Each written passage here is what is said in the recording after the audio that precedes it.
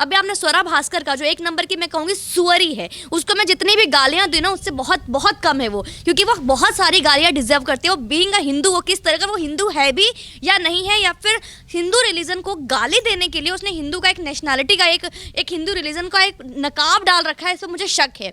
अभी आप देखो उसका ट्वीट आया है, वो कहती है मैं भी एक हिंदू हूँ, बीइंग अ हिंदू मुझे इसमें कुछ भी गलत नहीं दिखता, मुझे उसमें कुछ भी कुछ भी ऐसा नहीं लग रहा कि कुछ गलत दिखाया गया है। वहाँ पे जब हमारे श्री राम और हमारे आराध्य देवी देवताओं शंकर भगवान की जब गाली दी जा रही है और अंग्रेजी शब्द में, जो शब्द मैं आपके चैनल पे इस्तेमाल भी नहीं कर सकती, बोल भी नहीं कर सकती, वो उसमें आपको कोई खामी नजर नहीं आती, स्वरा भास्कर को उसमें कोई बुराई नजर नहीं आती।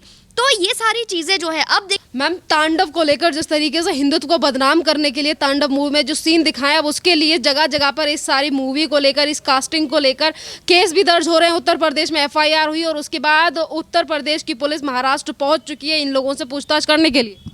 देखिए शरीन, अभी तक क्या होता था ना, जब भी कोई इंडिया में बॉलीवुड, हॉलीवुड, सैंडलवुड, कभी कोई मूवी आपने देखी होगी, जब बनती थी ना तो उसके सिक्वल आते थे, पर सिक्वल आते थे एक टाइम लिमिट पे, एक टाइम फ्रेम होती थी, 1 महीने बाद, 2 महीने बाद, 6 महीने बाद, या कभी साल बाद। बाहुबली आई, इससे पहले आपने कूली नंबर 1, कूली नंबर 2 देखा, बीवी नंबर 1 आए, बहुत सारे आ गई। लेकिन ऐसा पहला कोई सीरीज आया है, इससे पहले कोई मूवी आई है जिसका कि जो पार्ट 2 है ना, उसके पार्ट 1 के बाद तुरंत रिलीज हो गई। तो पहले में तो आपने देखा अली अब्बास जफर इसके डायरेक्टर थे, हीरो में सैफ अली खान, विलन में सैफ अली खान बना दिया, इसमें ज़ीशान अयूब आ गया, इसमें अपना सुनील ग्रोवर भी आ गया।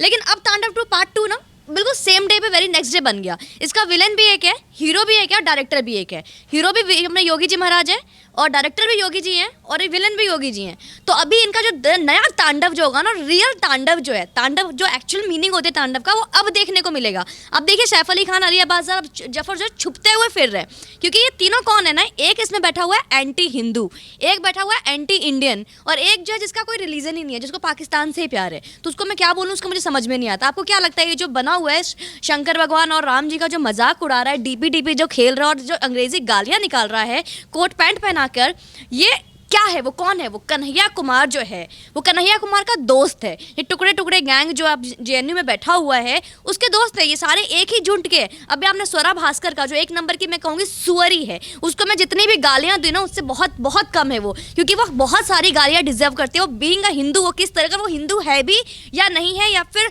हिंदू रिलीजन को गाली देने के लिए उसने हिंदू का एक नेशनैलिटी का एक हिंदू रिलीजन का एक नकाब डाल रखा है, इसमें मुझे शक है। अभी आप देखो उसका ट्वीट आया है, वो कहती है मैं भी एक हिंदू हूँ, बीइंग अ हिंदू मुझे इसमें कुछ भी गलत नहीं दिखता, मुझे उसमें कुछ भी ऐसा नहीं लग रहा कि कुछ गलत दिखाया गया है। वहाँ पे जब हमारे श्री राम और हमारे आराध्य देवी देवताओं शंकर भगवान की जब गाली दी जा रही है और अंग्रेजी शब्द में, जो शब्द मैं आपके चैनल पे इस्तेमाल भी नहीं कर सकती, बोल भी नहीं कर सकती, वो उसमें आपको कोई खामी नजर नहीं आती, स्वरा भास्कर को उसमें कोई बुराई नजर नहीं आती। तो ये सारी चीज़ें जो है, अब देखिए यूपी की टीम गई है वहाँ पे, कोई एरोप्लेन से, कोई हवाई जहाज़ से या फिर कोई बस से नहीं गई है, अपनी टीम अपनी गाड़ी से गई है। और पता ये भी चला कि 4 टीम गई है। तो क्योंकि उनको भी पता है योगी जी को, ये सारी चीज़ें जो हुई है ना, ये हिंदुओं को जागरूक करना, हर वक्त एक्शन लेना, क्योंकि फैसला on the spot Yogi ji महाराज का हमने देखा है हमेशा से, चाहे वो हमेशा से सुर्खियों में रहते हैं, चाहे वो उनके तेवर के लिए हो, चाहे वो उनके फैसलों के लिए हो। तो अभी टीम उनके यूपी से पहुंच चुकी है मुंबई, वहाँ पे पूछताछ हो चुकी है चालू और पूरा स्टार्ट हो चुका है। और अली अब्बास जफर को सुनने में आया कि वो लुकता छुपता फिर रहा है। सैफ अली खान हो गए, चाहे डिम्पल कपाड़िया, आई थिंक डिम्पल कपाड़िया है इसमें, सबसे पूछताछ होगी, सारी इंक्वायरी बैठेगी। इनके ऊपर कई एफआईआर फाइल हो चुकी है, अलग अलग स्टेट में बहुत सारे एनजीओज ने फाइल की है एफआईआर।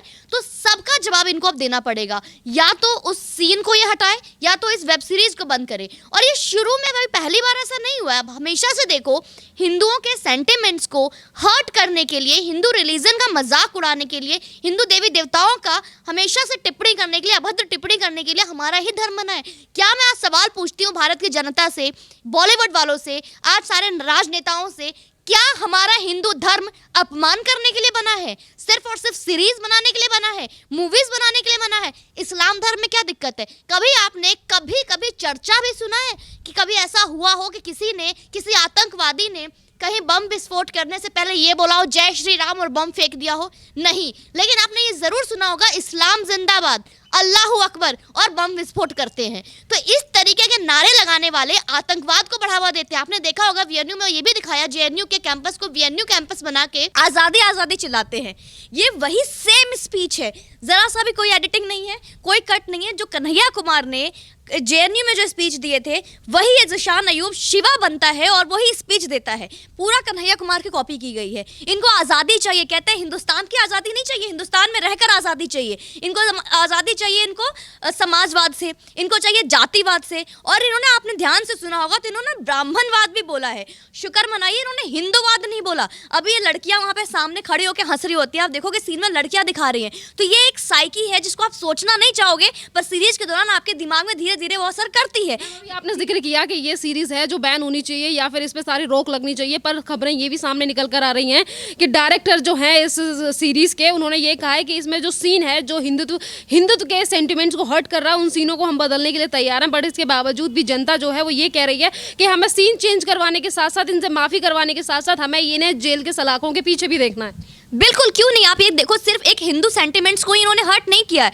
हिंदू में आप खुद जातिवाद से आज़ादी की बात करते हो और एक बार एक सीन में ये भी कहते हैं, मुझे तो आश्चर्य की बात लगती है कि हमारी मायावती दीदी जो है वो शांत कैसे है। इसमें ये भी दिखाया गया है कि एक गरीब लड़का, एक दलित लड़का अगर कोई रिच क्लास फैमिली को अगर डेट करती है तो इसका मतलब वो जन्मों का बदला ले रही है कि उसके ऊपर बहुत जुल्म हुए हैं, उसका बदला ले रही है। इसका मतलब कहीं ना कहीं आप जातिवाद का दिखा रहे हो, धर्मवाद तो कर ही रहे हो, साथ में आप जातिवाद को भी बढ़ावा दे रहे हो। यहाँ पे कौन दलित, कौन सा कुलीन? आप दलित और कुलीन को छोटा दिखाने की कोशिश कर रहे हो और आप ये दिखाने की कोशिश कर रहे हो कि जितने भी दलित समाज के समुदाय हैं वो उनके जो घर के लड़के हैं उन्होंने अपने लड़कों को ऐसा संस्कार दिया है कि उनके बुजुर्गों का वो बदला ले रहे हैं और बहुत ही गलत तरीके से समाज में इन्होंने मैसेज डाला है। और ये पहली बार नहीं है। और हम क्यों माफी से मान ले? पहले आप एक काम करो, आप चीजें हर्ट कर दो, आप बना दो इतना ड्रामा। हम भी एक काम करते हैं ना, हम भी इस तरीके की सीरीज बना देते हैं, हम भी इस तरीके का ड्रामा करते हैं, हम भी इस तरीके का गंदा अभद्र टिप्पणी करते हैं और उसके बाद हम माफी मांग लेते हैं। ये तो वही बात हो गई, अंग्रेज चल गए, अंग्रेजी में सॉरी छोड़ गए। तो ये वाली हरकत है इनकी। तो अभी हम भी एक काम करते हैं ना, हम भी इस तरीके की चीजें बना देते हैं, सीरीज बना देते हैं। हम भी बनाते हैं इस तरीके की जो इनकी हिस्ट्री, जो प्रॉफिट मोहम्मद जी हैं जिनके ऊपर हम एक सीरीज बनाते हैं, हम उनके इतिहास, जी हाँ, उनके इतिहास बनाते हैं। आयशा कौन थी, आयशा की सच्चाई क्या थी, आयशा का इतिहास क्या था, मैं बताती हूँ हिंदुस्तान को। और उसके बाद जब इनको हर्ट करेगा, जब ये मुझे सेंटिमेंट्स को हर्ट करेंगे तो फिर मैं भी जाके माफी मांग लूंगी। तो इससे कोई प्रॉब्लम तो नहीं होगी।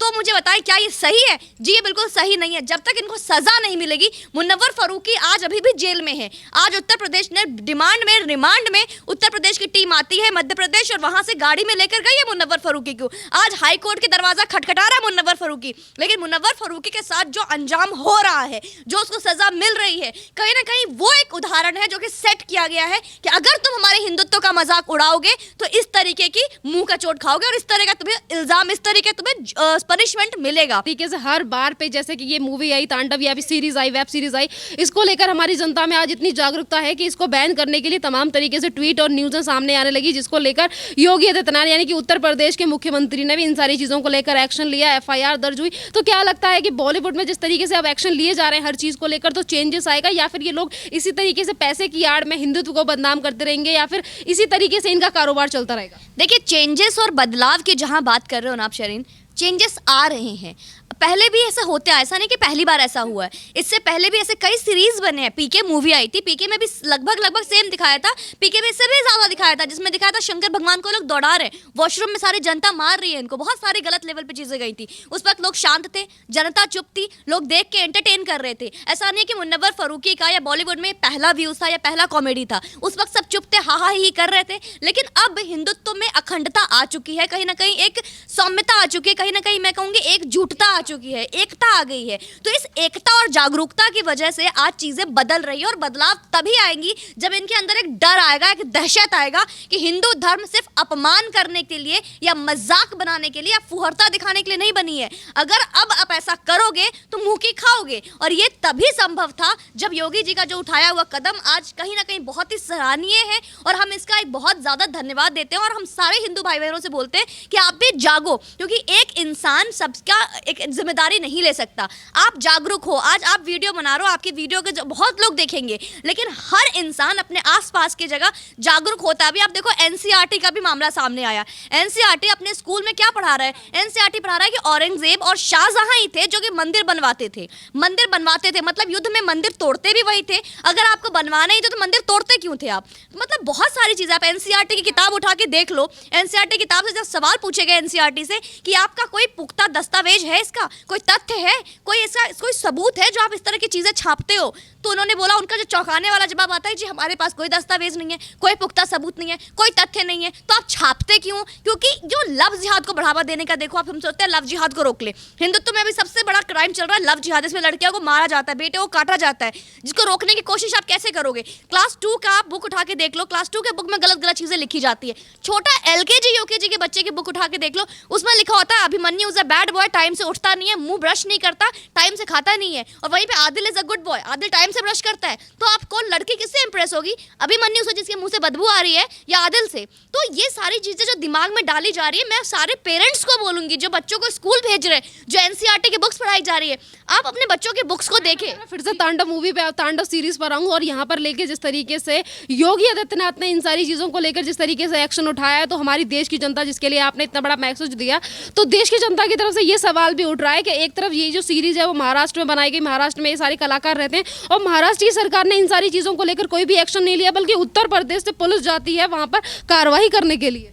महाराष्ट्र की सरकार कार्यवाही भी करती है, महाराष्ट्र की सरकार एक्शन भी लेती है।